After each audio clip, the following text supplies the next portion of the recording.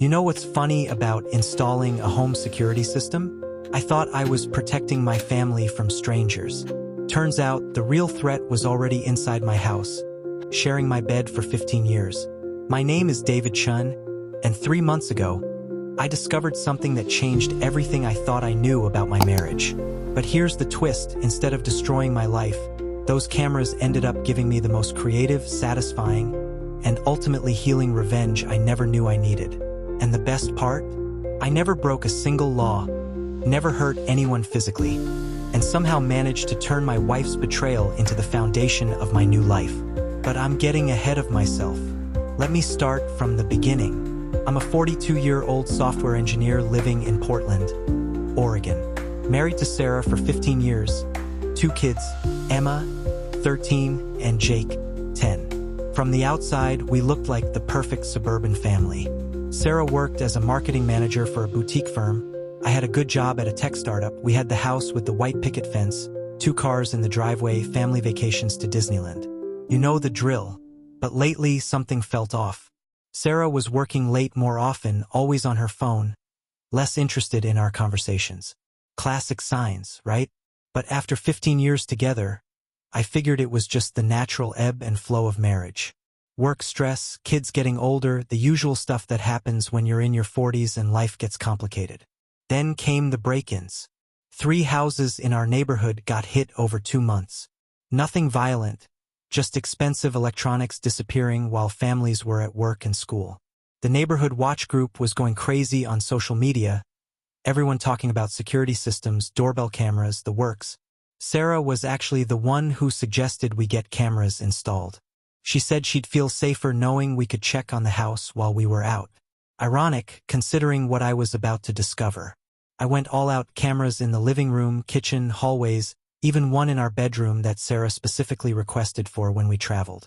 She said she wanted to make sure the house was secure from every angle. The installation took a full day. The tech guy, this young kid named Marcus, explained how I could access everything remotely through an app on my phone. Live feeds, recorded footage, motion detection alerts, the works. Sarah watched the whole setup process, asking lots of questions about how the system worked, what triggered recordings, how long footage was stored. At the time, I thought she was just being thorough about our family's security. The system went live on a Tuesday. For the first week, everything was normal. I checked the feeds occasionally during my lunch break, mostly just seeing our cat, Whiskers, wandering around, or the mail carrier dropping off packages. Sarah would mention checking the cameras too, making sure everything was working properly. Then came Thursday, October 12th. A date I'll never forget because it's when my entire world shifted on its axis. I was at work, just finished a meeting about a new client project, when I got a motion detection alert on my phone. 2:47 p.m. I almost ignored it, figured it was just Whiskers knocking something over again. But something made me check. I opened the app, clicked on the living room camera, and felt my stomach drop through the floor.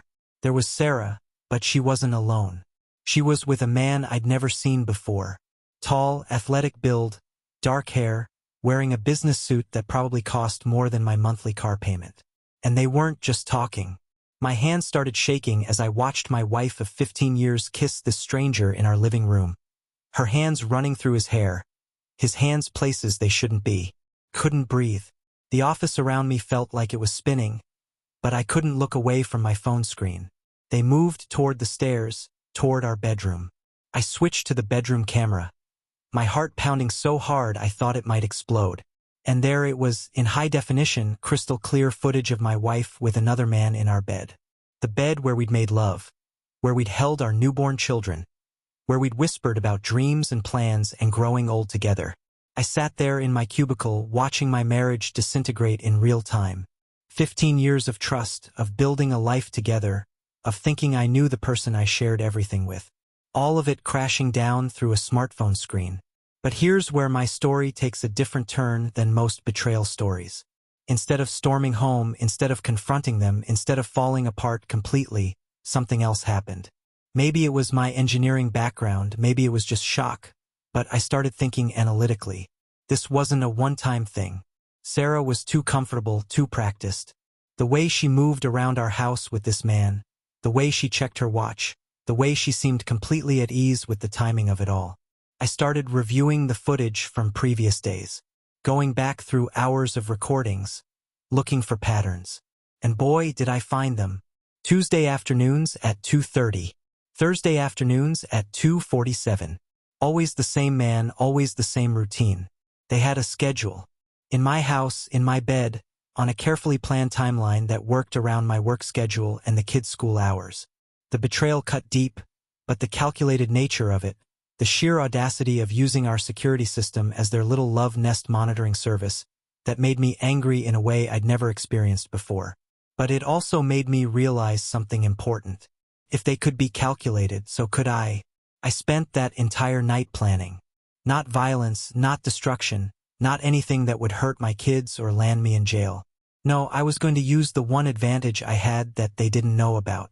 They thought they were being so careful, so smart, using a schedule that kept them hidden from everyone. But they forgot about the silent observer they'd asked me to install.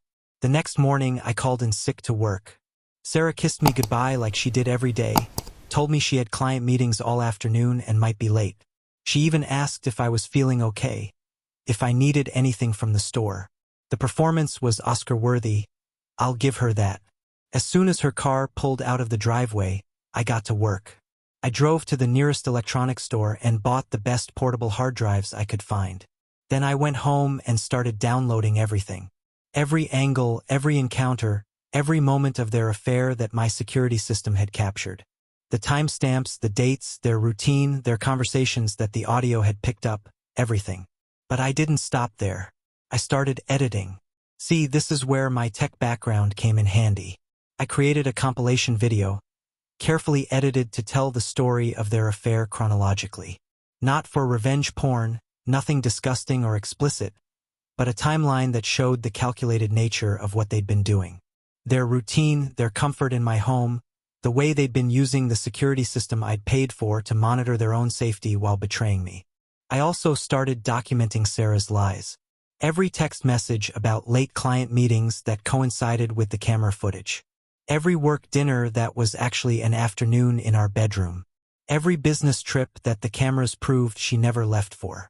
I built a case file that would make any detective proud, all from the security system she'd helped me choose. But the real creativity came in how I decided to reveal it all.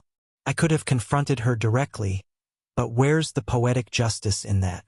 Instead, I planned something that would expose the truth in a way that matched the calculated nature of their betrayal. Sarah's marketing firm was having their annual client appreciation gala the following month. Big event, all their major clients, potential new business partners, the whole company would be there.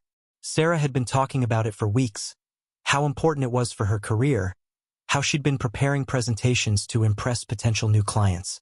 I started making calls. You see, the man in my security footage wasn't just some random guy. A little reverse image searching and social media stalking revealed he was Marcus Sterling, VP of Business Development at one of the city's largest marketing agencies. Not just Sarah's lover, but a direct competitor to her firm. The pieces started falling into place. Those client meetings she'd been missing weren't just for sex. They were industrial espionage. Sarah had been feeding information about her own company's clients and strategies to their biggest competitor, Pillow Talk, that was literally selling out her colleagues and friends. So I made a decision. I was going to give Sarah exactly what she'd been working toward. If she wanted to burn bridges and betray people for Marcus and his company, she was going to get the full experience. 2 weeks before the gala, I reached out to Sarah's boss, Jennifer Walsh. I'd met her at several company events over the years, knew she was sharp, ambitious, and absolutely ruthless when it came to protecting her business. I told her I had information about a potential security breach at the firm, that I'd discovered evidence of client information being leaked to competitors. Jennifer agreed to meet me for coffee that weekend. I brought my laptop and showed her everything. The timeline of Sarah's supposed client meetings that coincided with her afternoons with Marcus. The footage of them in my house, discussing client strategies and upcoming pitches that Marcus's company somehow always seemed to anticipate. I'd even managed to capture audio of Sarah sharing confidential client information during their Pillow Talk sessions. Jennifer's face went from confused to angry to absolutely furious as she realized what she was seeing. Her star marketing manager had been systematically betraying the company, feeding information to their biggest competitor while billing the company for fake client meetings. But here's where I got creative with my revenge. Instead of just getting Sarah fired, I suggested something better. Jennifer was already planning a major presentation at the gala, unveiling their new client strategy and upcoming campaigns. I suggested she let Sarah make the presentation as planned, but with a little surprise twist at the end. We spent the next 2 weeks preparing. Jennifer was brilliant, absolutely brilliant in how she orchestrated everything. She let Sarah continue her routine, continue meeting with Marcus, continue thinking she was getting away with it all.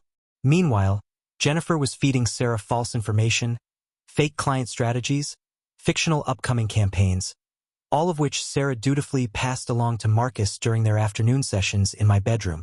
The security cameras captured every moment of corporate espionage, every whispered client secret, every strategic detail that Sarah thought she was smartly sharing with her lover. What she didn't know was that it was all deliberately false information, designed to make Marcus and his company look incompetent when they tried to act on it. The night of the gala arrived. Sarah spent hours getting ready, talking about how important this presentation was for her career, how impressed the clients were going to be. She looked beautiful, I'll admit that. 15 years of marriage, and she could still take my breath away when she dressed up for important events. It almost made what was about to happen feel cruel. Almost. The venue was packed. Sarah's firm had rented out the ballroom at the downtown Marriott, complete with open bar, catered dinner, the works. All their biggest clients were there, potential new business partners, even some competitors who'd been invited as a gesture of goodwill, including Marcus Sterling and several executives from his firm. Sarah gave her presentation flawlessly. She was always good at public speaking, confident and engaging. She outlined the firm's new direction, upcoming campaign strategies, client retention plans, all the information she'd been sharing with Marcus for weeks. The audience was impressed, lots of nodding heads and approving murmurs. Then Jennifer took the stage for what was supposed to be closing remarks. Instead, she started talking about corporate espionage, about the importance of loyalty in business partnerships, about what happens when trust is betrayed. The room got very quiet very quickly. That's when the screens around the ballroom lit up with my security footage. Not the explicit parts, nothing inappropriate for a business setting, but carefully edited clips showing Sarah and Marcus in my living room, discussing client strategies, sharing confidential information, planning their next moves. The audio was crystal clear, every word of betrayal perfectly captured by the security system Sarah had helped me choose. The room erupted. Clients were furious. Competitors were embarrassed.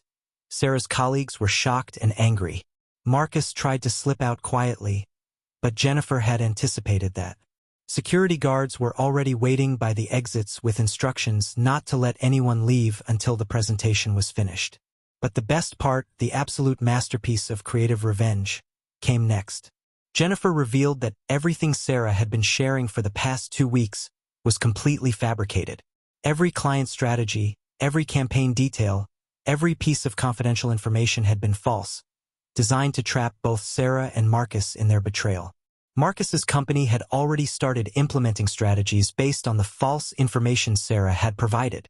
They'd pitched fake campaigns to real clients, proposed non-existent services, even hired staff for projects that didn't exist. The whole thing had cost them hundreds of thousands of dollars and completely destroyed their reputation with several major clients who were sitting in that very ballroom. Sarah's face went through every emotion possible. Shock, horror, realization, embarrassment, and finally, a kind of defeated recognition that she'd been completely outmaneuvered. She tried to speak, tried to explain, but what could she say? The evidence was right there, her own words, her own actions captured by cameras in our own home. The aftermath was swift and devastating for both of them. Sarah was immediately fired, with Jennifer making it clear that the firm would be pursuing legal action for corporate espionage and breach of contract. Marcus's company disavowed any knowledge of his actions and fired him on the spot to try to save face with their clients. But my revenge wasn't complete yet. See, I'd learned something important about creative payback. It's not enough to just expose the betrayal. You have to make sure the consequences fit the crime, and that the guilty parties understand exactly how their own actions led to their downfall. I waited until after the gala, after the initial shock had worn off, before I had my final conversation with Sarah. She came home that night devastated, her career in ruins, her reputation destroyed, her affair partner gone. She sat at our kitchen table, the same table where we'd had breakfast that morning when she kissed me goodbye and lied about her client meetings. That's when I showed her the complete timeline. Every moment of her affair captured by the security system she'd requested. Every lie cross-referenced with the camera footage. Every betrayal documented and time-stamped. I laid it all out like a prosecutor presenting evidence to a jury. Sarah finally broke down and told me everything. The affair had started 6 months ago at an industry conference. Marcus had approached her not just for romance, but specifically because he knew she had access to valuable client information. What started as flirtation had evolved into calculated corporate espionage, with Marcus manipulating her feelings to get business intelligence.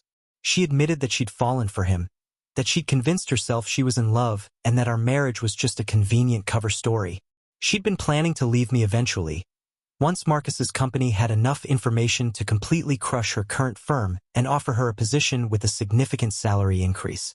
The security cameras had captured everything, including conversations where Marcus had specifically coached her on what information to gather, how to access client files without raising suspicion, even how to maintain the facade of our marriage until they were ready to make their move public. But the most devastating revelation was that this wasn't just about business or even romance. Marcus had targeted several other women at competing firms, building a network of corporate spies who were all feeding him information while believing they were in exclusive relationships with him. Sarah wasn't his lover. She was his unwitting accomplice in a much larger scheme. That's when I realized my creative revenge had accomplished something I hadn't expected. It hadn't just exposed Sarah's betrayal or destroyed her career. It had revealed a criminal conspiracy that went far beyond our marriage, and the evidence I'd gathered was going to help law enforcement take down an entire network of corporate espionage. The next few months were a whirlwind of legal proceedings, FBI investigations, and media attention. My security footage became evidence in a federal case involving multiple companies and millions of dollars in stolen intellectual property. Sarah cooperated with investigators in exchange for a reduced sentence, providing testimony that helped convict Marcus and several other key players in the scheme. As for our marriage, it was obviously over. But the way it ended gave me something I never expected. Closure, understanding, and most importantly, the knowledge that I'd handled the betrayal in a way that protected not just myself, but potentially dozens of other victims who would have been hurt by Marcus's continued operations. Sarah moved out after pleading guilty to corporate espionage charges. She avoided jail time by cooperating with federal investigators, but her career in marketing was finished. She moved back in with her parents in another state, trying to rebuild her life from scratch. The kids were devastated, of course. Divorce is hard enough without the added complexity of criminal charges and media attention. But I was honest with them in age-appropriate ways about what had happened. I explained that sometimes adults make very bad choices that hurt the people they love, and that those choices have consequences. Emma, being 13 and smarter than she should be, actually asked me about the cameras. She wanted to know if I'd been spying on them, if they had any privacy in our house. That led to a long conversation about the difference between security and surveillance, about trust and betrayal, about how the system that was meant to protect our family had accidentally revealed its destruction. I showed both kids how to access the camera system, how to turn cameras off in their rooms when they wanted privacy, how to review footage if they ever felt unsafe. I wanted them to understand that technology is a tool, and like any tool, it can be used to build something up or tear it down, depending on the intentions of the person using it. 6 months after the gala incident, I made a decision that surprised everyone, including myself. I started my own consulting business, specializing in corporate security and anti-espionage measures. The media attention from Sarah's case had made me something of an expert on detecting and preventing corporate spying, and companies started reaching out for advice on protecting their intellectual property. The business took off faster than I ever imagined. Turns out, corporate espionage is a much bigger problem than most people realize, And my unique experience of accidentally uncovering a major conspiracy made me extremely valuable to companies wanting to protect themselves. I was able to work from home, spend more time with the kids, and build something entirely new from the ashes of my marriage. But the most satisfying part of my revenge wasn't the money or the career success. It was the letters I started receiving from other spouses who'd found evidence of affairs through security systems, doorbell cameras, even baby monitors. People who felt lost and betrayed and didn't know how to respond constructively to the devastation of discovering their partner's infidelity. I started writing a blog, sharing my experience and offering advice on how to handle betrayal in ways that protect yourself and your children without destroying your own integrity.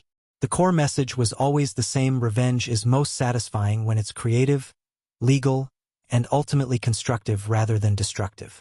The blog grew into a support network, then into a non-profit organization helping people navigate the complex legal and emotional challenges of betrayal and divorce. We partnered with lawyers, therapists, and financial advisors to provide comprehensive support for people whose lives had been turned upside down by a partner's betrayal. A year after the gala, I received an unexpected visitor. Marcus Sterling, the man who'd been having an affair with my wife in my own bedroom, rang my doorbell on a Saturday morning. I almost didn't answer, but curiosity got the better of me. He looked terrible. Prison had not been kind to him, and even though he'd been released after serving 8 months, the experience had clearly broken him down. He was thinner, older, defeated in a way that went beyond just physical appearance. He asked if we could talk, said he had something he needed to tell me. Against my better judgment, I invited him in. We sat in my living room, the same room where I'd first seen him with Sarah through the security cameras. Marcus told me the whole story from his perspective. The network of corporate spies he'd been running, the multiple affairs he'd been having with women at competing firms, the way he'd manipulated their emotions to gain access to business intelligence. But more importantly, he told me about the investigation that had followed his arrest. It turned out that my security footage hadn't just exposed one conspiracy. It had unraveled a much larger criminal organization involving dozens of companies and hundreds of thousands of dollars in stolen intellectual property. Marcus had been working with organized crime figures who were using corporate espionage to manipulate stock prices, insider trading schemes, and even international business deals. The FBI had used my evidence as the foundation for a massive investigation that ultimately led to the arrest and conviction of more than 30 people involved in various aspects of the conspiracy. Companies that had been unknowingly victimized were able to recover millions of dollars in damages. Several smaller firms that had been driven out of business by the unfair competitive advantages were able to sue for restitution. Marcus looked me in the eye and said something I'll never forget. He told me that my creative response to discovering the affair had probably saved dozens of other families from going through what I'd experienced. If I just confronted Sarah and him directly, if I'd handled it with violence or traditional revenge, the larger conspiracy would have continued, and many more people would have been hurt. He apologized not just for the affair, but for targeting Sarah in the first place, for using her feelings to manipulate her into betraying people she cared about. He said that going to prison had forced him to confront what he'd become, and that he wanted to make amends in whatever way possible. I listened to everything he had to say, and then I told him something that surprised us both. I thanked him, not for the affair, not for destroying my marriage, but for being so arrogant and careless that he'd gotten caught. If he'd been smarter, if he'd been more careful about where and when he conducted his criminal activities, the conspiracy might have continued for years. By choosing to use my house, by allowing Sarah to install security cameras that captured everything, he'd accidentally created the evidence trail that brought down the entire operation. His betrayal had been the thread that, when pulled, unraveled a much larger tapestry of corruption and crime. We didn't become friends. We never spoke again after that day. But there was a kind of closure in that conversation, a recognition that sometimes the worst things that happen to us can ultimately lead to the best outcomes, if we're smart enough to see the opportunities hidden within the devastation.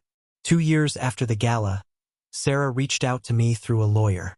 She'd been working with a nonprofit organization that helped former inmates reintegrate into society, and she wanted to contribute to the foundation I'd started. Not money, since her criminal conviction had left her with significant legal debts, but her time and experience. She offered to speak at support group meetings, to share her perspective on how affairs happen, how good people can make terrible choices, and how the consequences of betrayal extend far beyond just the immediate family. She wanted to help other people avoid the mistakes she'd made. I thought about it for a long time before agreeing. It wasn't forgiveness exactly, but it was something like acceptance.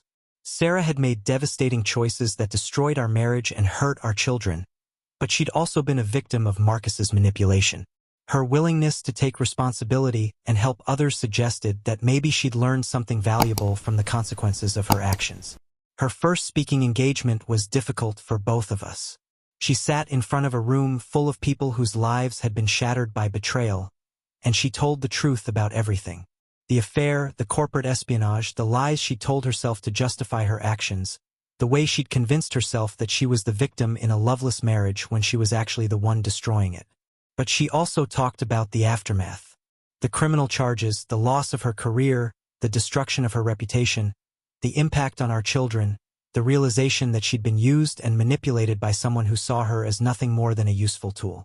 She warned others to look for the signs of emotional manipulation, to question partners who seemed too interested in their work secrets, to understand that affairs rarely happen in isolation. The audience was skeptical at first, understandably angry at hearing from someone who represented everything they'd been hurt by. But as Sarah continued speaking, as she answered their questions honestly and took responsibility for her choices without making excuses, something shifted in the room. People started asking practical questions. How do you rebuild trust after betrayal? How do you co-parent effectively after divorce? How do you help children understand why their family fell apart without destroying their faith in relationships entirely? Sarah's answers were hard-earned wisdom from someone who'd lost everything and was slowly rebuilding her life from the ground up. She talked about the therapy she'd undergone, the legal consequences she'd faced, the long process of trying to make amends to the people she'd hurt. The kids adapted better than I expected, though Emma went through a difficult period where she was angry at both of us. Angry at Sarah for her choices, but also angry at me for the way I'd handled the discovery. She accused me of being manipulative, of enjoying the destruction of her mother's life a little too much. She wasn't entirely wrong. There had been moments during the planning and execution of my creative revenge when I'd felt a kind of dark satisfaction that probably wasn't entirely healthy. The power of being in control after months of being deceived and betrayed had been intoxicating in its own way. That led to family therapy sessions where we all had to confront uncomfortable truths about how we'd handled the crisis. The therapist helped me understand that while my response had ultimately led to positive outcomes for many people, my motivations hadn't been entirely pure. I'd enjoyed the chess game aspect of it, the intellectual challenge of outmaneuvering Sarah and Marcus, perhaps more than was entirely appropriate. Emma's criticism forced me to think about what I would do differently if I faced the same situation again.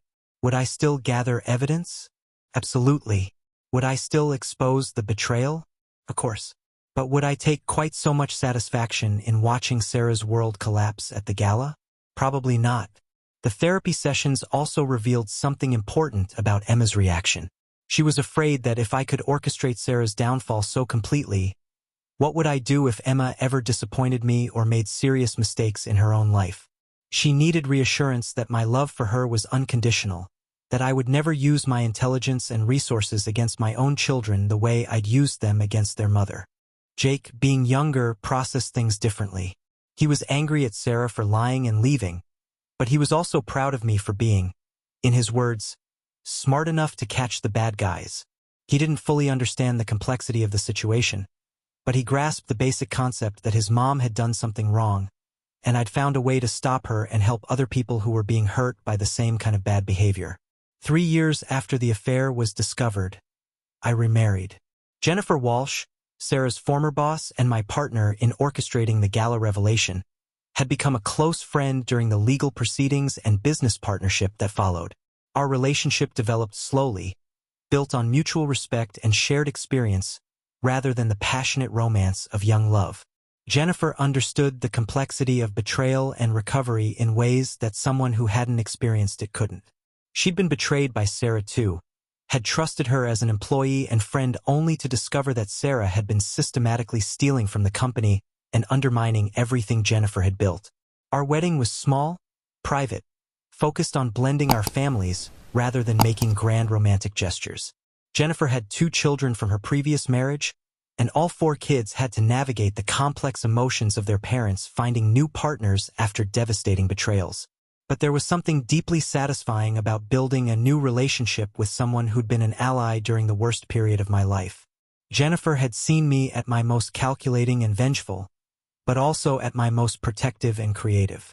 She understood that the same intelligence and determination that I'd used to expose Sarah's betrayal was also what made me a good father, a successful business owner, and ultimately a trustworthy partner. The security system is still in place in our house, but we use it differently now. The cameras that once captured betrayal now simply provide peace of mind, letting us check on the kids when we're away, monitoring for actual security threats rather than accidentally documenting the destruction of our family. Sometimes I think about parallel universes where I handled Sarah's betrayal differently. What if I'd confronted her immediately? What if I'd chosen violence or traditional revenge? What if I'd simply filed for divorce and tried to move on quietly? In those alternate realities, Sarah might still be feeding corporate secrets to criminals. Marcus might still be manipulating other women and stealing business intelligence. The larger conspiracy might still be operating, causing financial and emotional damage to dozens of other families. But in this reality, the one where I chose creative, legal, constructive revenge, something better emerged from the ashes of betrayal. A criminal conspiracy was exposed and stopped. Multiple companies were able to recover stolen intellectual property. Dozens of other potential victims were protected. A nonprofit organization was created to help people navigate betrayal and divorce more effectively. And most importantly, my children learned that when bad things happen, you don't have to choose between being a victim or becoming a villain. You can choose to be someone who uses intelligence, creativity, and determination to make the world a little bit better, even when your own world has been shattered. The foundation now helps hundreds of people each year navigate the aftermath of betrayal. We've partnered with law enforcement agencies to identify and prevent corporate espionage. We've created educational programs for companies about protecting sensitive information and recognizing signs of employee manipulation. But the work I'm most proud of is the support network for children of divorce, especially kids whose families have been destroyed by criminal behavior or public scandals. Emma and Jake both volunteer with the program now, sharing their experience of how to process complex emotions when your parent makes choices that end up in the news. As I finish telling this story, I want to be clear about something. I don't recommend my approach to everyone who discovers betrayal in their marriage. The specific circumstances of Sarah's affair involving corporate espionage created unique opportunities for creative response that most people won't have. But I do believe that revenge, when it's legal, constructive, and ultimately focused on preventing further harm rather than just causing pain, can be a healthy way to process betrayal and regain control over your life. The key is making sure your response is proportional to the offense, and that it serves a purpose beyond just making yourself feel better. The security cameras that were supposed to protect my family ended up documenting its destruction. But they also provided the evidence needed to protect many other families from suffering the same fate. Sometimes the worst betrayal leads to the greatest opportunity to make a positive difference in the world. Sarah and I will never be friends, but we've found a way to co-parent effectively and even work together occasionally on foundation projects. She's rebuilt her life slowly, working in a completely different field now, still dealing with the long-term consequences of her choices, but also using her experience to help others avoid similar mistakes. Marcus served his full sentence and disappeared from public view after his release. I occasionally wonder what became of him, but mostly I don't think about him at all. He was a catalyst for change in my life, but not the kind of person worth spending mental energy on long-term. The most important lesson I learned from this experience is that betrayal doesn't have to destroy you. It can transform you if you're smart about how you respond to it. The pain is real, the damage is significant, but the opportunities for growth, for positive change, for making the world better can emerge from even the most devastating experiences. If you're facing betrayal in your own life, if you've discovered that someone you trusted has been lying to you, I want you to know that you have choices beyond just suffering in silence or seeking destructive revenge. You can choose to be strategic, creative, and ultimately constructive in your response. Document everything, protect yourself legally, and think carefully about what kind of person you want to be when the dust settles. Because the choices you make in the aftermath of betrayal will define you much more than the betrayal itself ever could.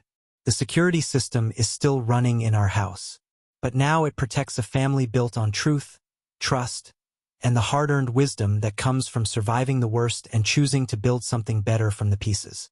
And sometimes, late at night when I'm reviewing the day's footage to make sure everything is secure, I remember that moment 3 years ago when I first saw Sarah with Marcus on my phone screen. The shock, the pain, the sense that my world was ending. I couldn't have imagined then that those cameras would ultimately lead to a new career, a new marriage, a new purpose in life, and the satisfaction of knowing that my response to betrayal helped protect other families from experiencing the same devastation. The cameras that captured the end of one story became the foundation for writing a much better one. And that, I think, is the most creative revenge of all.